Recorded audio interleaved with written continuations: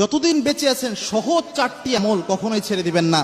দেখেন, আমরা অনেক আমল কিন্তু করি, কিন্তু এই চারটি আমল খুবই জরুরি আমল।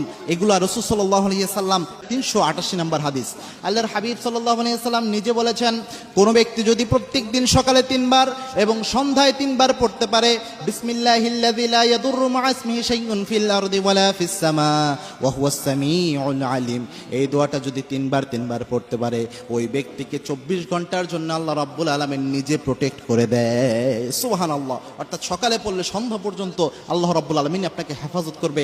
একইভাবে রাতে পড়লেও পুরো রাতের জন্য আল্লাহ রাব্বুল আলামিন হেফাজত করবে। 2 নম্বর যে আমলটা কখনোই আমাদের ছেড়ে দেওয়া উচিত নয়, সেটা হচ্ছে 3 কুল পড়া। রাসূল সাল্লাল্লাহু আলাইহি ওয়াসাল্লাম সূরা ইখলাস একবার পড়তেন, আউযু বিল্লাহি বিসমিল্লাহির শহীদ পড়ে, তারপরে সূরা ফালাক পড়তেন, সূরা নাস পড়তেন, 3 বার পরে হাতের মধ্যে ফু দিয়ে পুরো শরীর মাসাহে করতেন। এইভাবে 3 বার করতেন। এই 3 কুল যদি কেউ পড়ে নিজের শরীরকে বন্ধ করতে পারে,